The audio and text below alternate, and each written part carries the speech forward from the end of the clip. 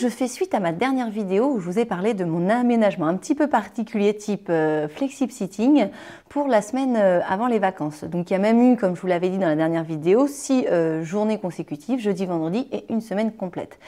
Et je voulais du coup dans cette vidéo vous expliquer comment je m'étais organisée pour pouvoir faire en sorte que ça se passe bien, que les élèves puissent passer de la façon dont je fonctionnais avant à cet fonctionnement-là avec un aménagement, donc comme vous l'avez vu, et que ça se passe correctement, surtout pour passer d'un espace à un autre. Je vais aussi vous présenter donc les différentes activités que j'ai proposées et puis surtout où est-ce que les élèves pratiquaient ces activités-là. Et puis je ferai aussi un petit bilan pour vous exprimer mon ressenti puis aussi celui des élèves. Alors le mercredi, une fois que j'ai voulu me lancer sur le papier, c'était quand même assez compliqué. J'ai vraiment eu du mal à m'y mettre et à me dire qu'est-ce que j'allais proposer aux élèves pour le jeudi-vendredi déjà. Avant tout, j'ai essayé de m'imaginer les élèves qui rentrent dans la classe le jeudi et comment ça allait se passer. Je me suis vite rendu compte que si jamais c'est pas moi qui vidais les cases, ça allait prendre du temps. Donc je vous montre un petit peu comment je me suis organisée à ce niveau-là. Du coup, j'ai pris 3 minutes, j'ai sorti toutes les affaires et puis je vais les trier, récupérer toutes les choses que je peux récupérer. Tout ce qui n'est pas, on va dire, personnel, leurs trousses ou leurs règles, des livres qu'ils peuvent avoir dans leur case qui leur appartient. Je vais reprendre voilà, tous les cahiers de géographie, tous les cahiers de questionner le monde, tous les cahiers de vie, tous les cahiers du jour, toutes ces choses-là que je peux reprendre. Et ça sera quand même beaucoup plus facile demain pour trier, ça prendra beaucoup moins de temps et on pourra du coup tout de suite se mettre au travail. Voilà, ça ira plus vite. Donc voilà, j'ai vidé la case de mes élèves et ça donne ça. Il y a quand même pour certains pas mal de choses dans leur case, donc ça va être l'occasion de récupérer et de ranger beaucoup de choses.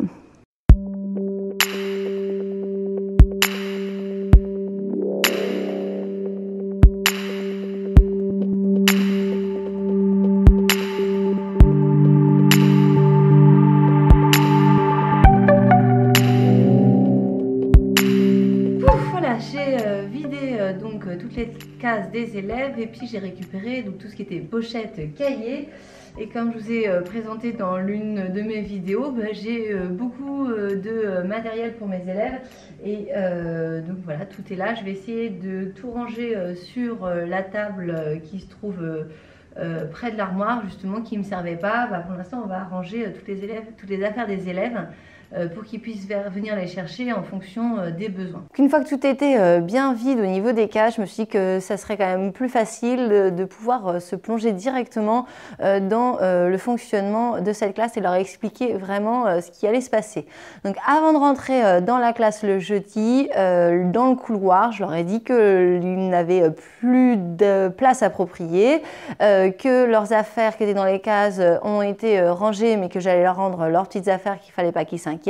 Et que du coup, pour cette première journée, ils allaient rentrer dans la classe et s'asseoir à une place de leur choix. Et au final, donc pour jeudi, vendredi, j'ai un petit peu proposé ce que je fais d'habitude avec mes ateliers, le fait de prendre un groupe d'élèves pour faire une notion, le fait d'avoir des exercices dans le cahier du jour, le fait que des élèves puissent être en petits groupes pour faire des activités, des jeux en mathématiques.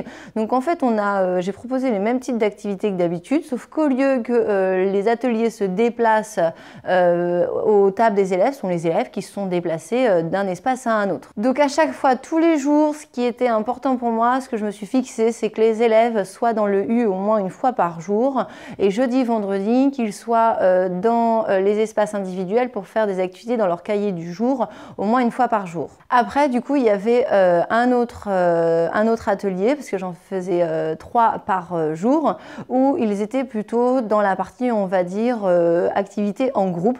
Donc là, j'ai repartagé en 2. Donc il y avait 2 fois 4 élèves. Et les CE2, ils ont eu donc soit le jeudi, soit le vendredi, une activité sur les nombres, remettre les nombres au bon endroit sur une frise numérique, alors sous forme de jeu, vous voyez là.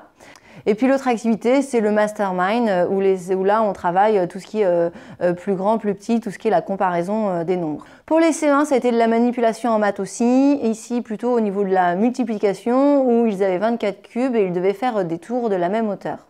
Donc d'ailleurs avec les CE1, on s'est retrouvés dans le U le vendredi en première séance, et puis ensuite après ils ont été remanipulés encore les cubes une deuxième fois, cette fois-ci avec 20 cubes. Alors pour m'organiser au niveau du déplacement des élèves, j'ai mis les groupes d'élèves sur ce tableau ici.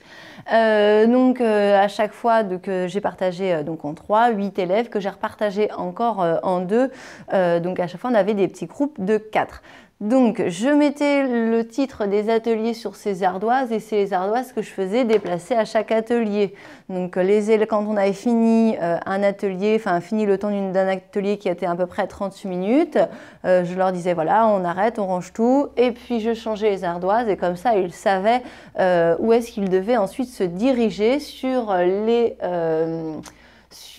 ardoises. J'avais dessiné, par exemple ici, c'était l'espace individuel. On avait bien expliqué les différents espaces, j'avais bien présenté les différents espaces de la classe. Les espaces donc individuels avec les 4 tables face au mur, et puis les 4 tables les unes derrière les autres. Ou alors, sinon, il y avait aussi donc le U qui est représenté avec le U, ou alors ici aussi les tables de 4 représentées ici. Donc ça, j'avais bien expliqué, donc il n'y avait pas eu de souci, et ils savaient où se diriger en fonction des ardoises qui se déplaçaient. Et puis, par exemple aussi, pour les activités où on était dans un travail en groupe, comme ça tournait sur 2 journées, les CE2A et les CE2C faisaient le mastermind, par exemple le jeudi, et puis bien placé ici, le jeudi c'était CE2B et CE2D, et donc après le vendredi, j'ai interchangé le AC et le BD. Comme les CE1 ne faisaient pas du tout ces activités-là, de l'autre côté, donc on était toujours sur l'ardoise rouge, toujours les dessins avec les carrés, les tables carrées, j'avais indiqué ce qu'ils avaient à faire des tours de même hauteur avec 24 cubes, et puis le vendredi, c'était avec 20 cubes. Donc ça, c'était pour le jeudi-vendredi, et ça a plutôt bien fonctionné, cette organisation-là, mais pour la semaine complète, je me suis organisée encore différemment.